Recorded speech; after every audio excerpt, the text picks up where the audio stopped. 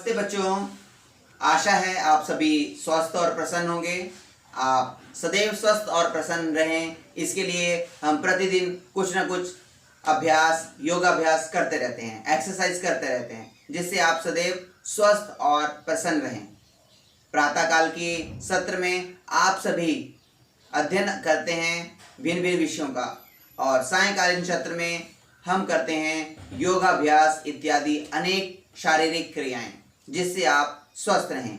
तो आज की प्रक्रिया प्रारंभ करने से पहले हम सूक्ष्म व्यायाम करते हैं, जिससे हमारा शरीर योगाभ्यास करने के लिए तैयार हो जाए। सबसे पहले अपनी कमर पर हाथ रखिए, अपनी गर्दन को नीचे की तरफ झुकाइए, गर्दन को पीछे की तरफ, अब गर्दन को दाईं तरफ, अब गर्दन को बाईं तरफ, चारों दिशाओं में, नीचे, ऊपर, दाएं, बाएं, नीचे, ऊपर, दाएं, बाएं। इस प्रक्रिया को हम कम से कम 10 बार दोहराएंगे। उसके बाद अपने शरीर को, अपने सिर को घड़ी की दिशा में घुमाएंगे।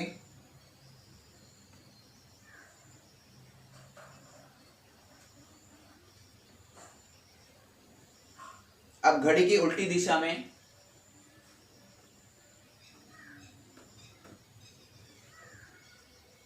धीरे धीरे। जब आप अपने सिर को घुमाएं तो ध्यान रखें आपकी आंखें सदैव खुली रहें। अब हम अपने हाथों को जोड़कर पीछे अपने पीठ पर लगाएंगे। इस प्रकार से हाथ जोड़ेंगे। हाथ की आवाज नहीं आनी चाहिए। जब आपके हाथ मिले उस समय ताली की आवाज नहीं आनी चाहिए।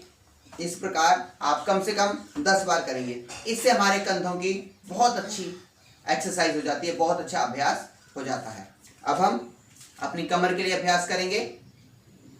अपने दाहिने हाथ को अपने बाएं कंधे के ऊपर रखिए और बाएं हाथ को पीछे की तरफ घुमाइए। थोड़ी देर रुकिए, धीरे धीरे वापस आ जाइए। अब अपने बाएं हाथ को दाहिने कंधे पर रखिए और पीछे की तरफ घूमिए। धीरे धीरे वापस आ जाएंगे। इस प्रक्रिया को भी हम कम से कम 5 बार करेंगे। उसके बाद हम अपने दोनों हाथों को आगे करेंगे और अपने घुटनों के लिए अभ्यास करेंगे। इसके लिए हम आधे बैठने की स्थिति में आ जाएंगे। आधा बैठ जाएंगे और कुछ समय के लिए यहीं पर रुकने का प्रयास करेंगे, फिर धीरे धीरे वापस आ जाएंगे। इस अभ्यास को भी कम से कम हम 5 बार करेंगे। उसके बाद अपने दोनों हाथ अपनी कमर पर रखेंगे। अपने दाहिने हाथ को, पांव को आगे करके इसको हम घुमाएंगे, पहले घड़ी की दिशा में और फिर घड़ी की विपरीत दिशा में। इसी प्रकार का अभ्यास हम अपने बाएं पांव के साथ भी करेंगे। उसे भी पहले घड़ी की दिशा में और फिर घड़ी की विपरीत दिशा में उसे हम करेंगे।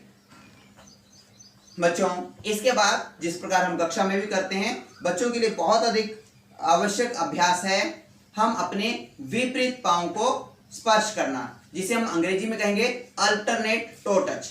इसके लिए हमने अपने दाहिने हाथ से अपने बाएं पांव को स्पर्श करना है। उस दौरान हमारे दाहिना हाथ ऊपर की तरफ रहेगा। इससे पहले हम धीरे धीरे करेंगे। इसको हमने कम से कम 20 बार अभ्यास करना है। 20 बार अभ्यास करने से हमारे शरीर की जो मध्य भाग है, जिसे हम कमर भी कहते हैं, वो बहुत अधिक लचीली बनती है। इसीलिए हमें इस क्रम का अभ्यास आवश्यक रूप से करना चाहिए। तो बच्चों, आप अपनी ग्रोइंग एज में हो तो आपका कद कैसे बढ़े, इसके लिए हमें प्रतिदिन ताड़ासन अवश्य करना चाहिए। उसके लिए दोनों हाथों को बांध लीजिए, श्वास भरें, इनहेल, और अपने शरीर को अपलिफ्ट करें, ऊपर की तरफ उठाएं, श्वास को रोके रखें। आप जितनी देर रुक सकते हैं उतनी देर रुकिए। यह आसन आपकी हाइट को बढ़ाने में बहुत अधिक मददगार होगा। इसे हम ताड़ासन कहते हैं। यहां पर रुकिए, ध्यान एक स्थान पर रखिए और धीरे धीरे वापस आइए। एक बार फिर से,